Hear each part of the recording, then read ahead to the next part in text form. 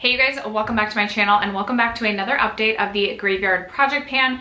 This was another project created by my friend Emily here, and I will have her channel, the playlist, and all of the other information about this project linked in my description box down below. So check that out if you're looking for more information. If this is your first time stumbling upon a Graveyard Project Pan, we have two separate categories of products that we work on throughout the course of this project. The two categories are the resurrection products, which are products that we were working on in other projects that we either didn't finish or didn't meet our goal on. And then we also have the collecting cobwebs category, which are products throughout our makeup collection that are just getting old or they're neglected or whatever it might be.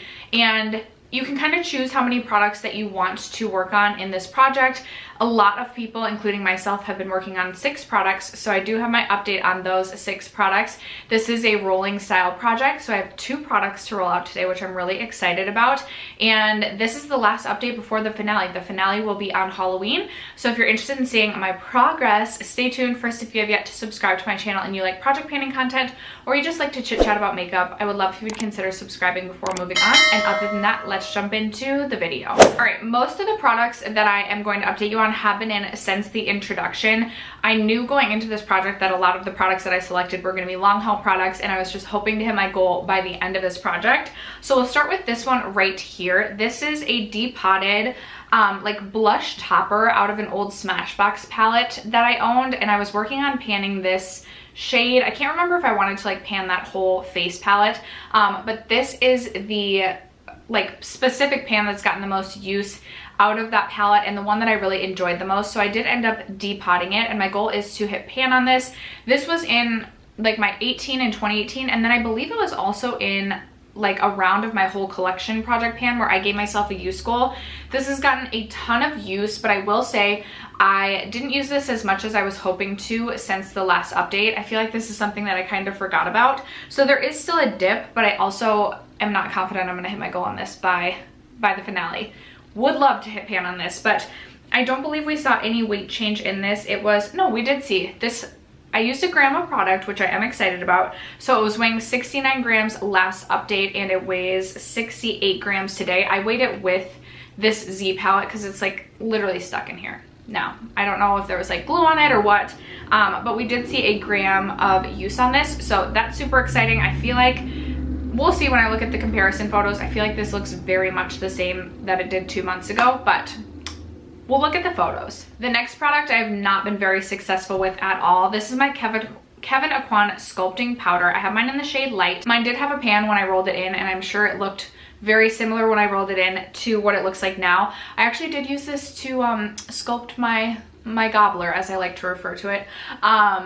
I have been trying to remember to like use it underneath my chin, but I just have not been loving like a contoured look on my face. So I have not been reaching for this much at all. This has weighed 31 grams since the introduction. It still weighs 31 grams. I have not made much progress on this, and I'm honestly just hoping that I can expand the pan. Maybe my goal should be like, if I could expand the pan to get side pan, so like just work my way down on this product, maybe that will be my goal rather than my original goal to finish this up.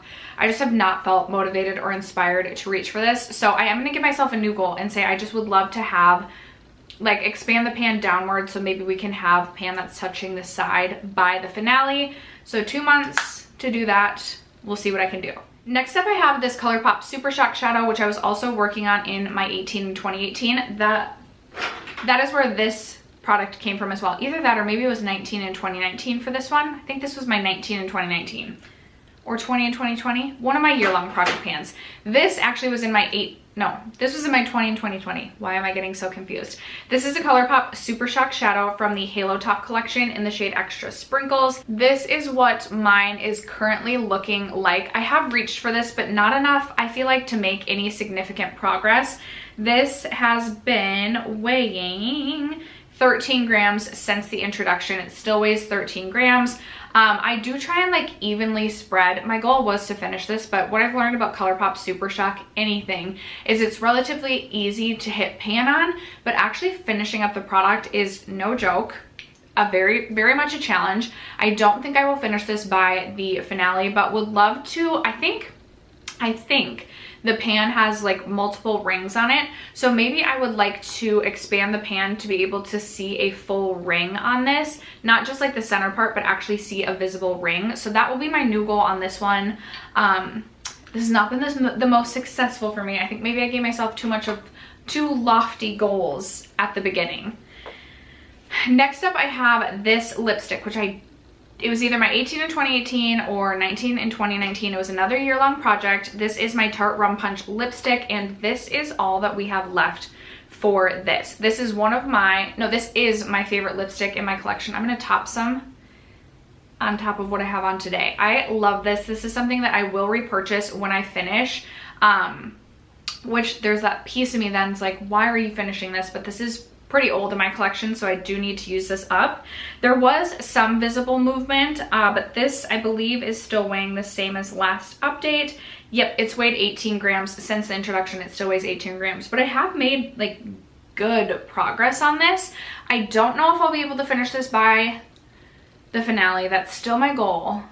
I really hope I can. I mean, that's not that much product left, but I also did not have great progress since the last update. So we'll see. Goal is still to finish this. And then a product that I did hit my goal on, thank goodness, because I'm so excited to roll this out of my collection, but it is my Dior Backstage Face and Body foundation. This is something that I really enjoyed in the past, but the more foundations and the more skin tints or light coverage foundations that I've tried this year, this just wasn't a favorite.